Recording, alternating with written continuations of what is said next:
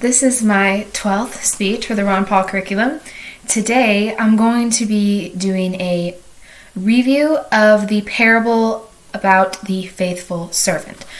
This parable is probably one of my favorites from the Bible, and my dad is a pastor and I've heard him do this speak this parable a lot. So I wouldn't say I know it by heart, but I know it pretty well, and it's just always been one of my favorites. So I'm going to be giving a few stories, sort of a rewrite of it. But for anyone who doesn't know the parable, I'm going to be reading it from my Bible. It starts in Matthew 24 and goes from 42 to 51. So I'm going to be reading it real quick. Therefore, stay awake, for you do not know on what day your Lord is coming.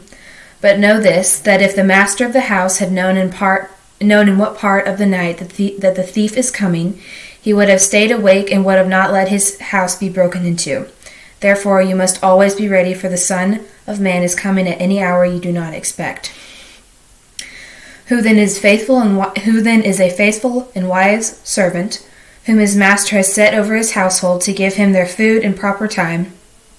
Blessed is that servant whom his master will find so doing when he comes.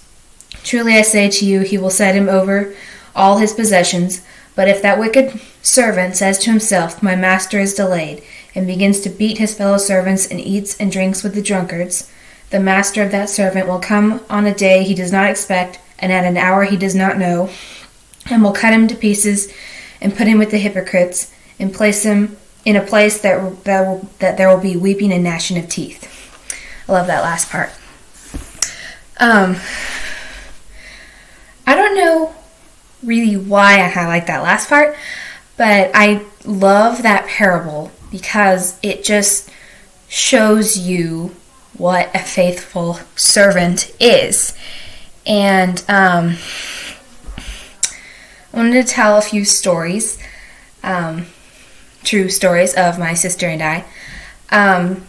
So most of the ladies in our church love to ask us for help if they need something. So for example, last December, my church member, Miss Kim, she asked my sister and I to help them prepare a float for the Christmas parade.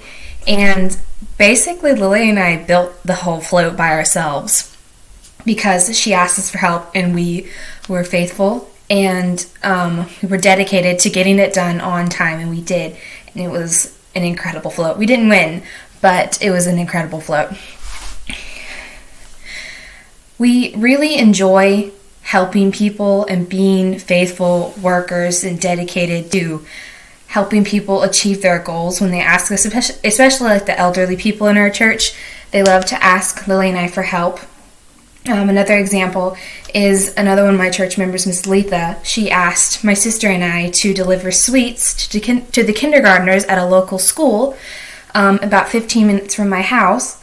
So they were like having a little party, and we were supposed to give sweets to the kindergartners. And we helped her deliver them. And after, she was very grateful and appreciative of our help to her. Most young kids or young teens, even young adults, they do not like to help people, and they don't like to ask for help either. I've noticed that in a lot of teenagers. And it makes me feel good about myself to know that when I help somebody, it makes them feel so appreciative and happy and satisfied that something is done and they didn't have to do it. They had help instead of them having to do it by themselves.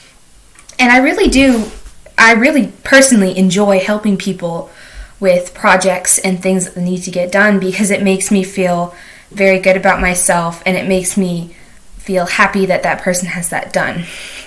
And it's given me and my sister a good reputation around the church because when someone needs help, they can call us and they don't have to do it because we are able to do it for them.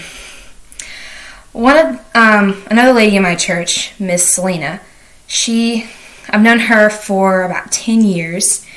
She is one of the most helpful and loving people I've ever known. She's a true Christian, and she has one of the biggest hearts I've ever known anyone to have. She just goes around her community and helping people. She loves it too. She's done it her whole life, and she just enjoys helping people.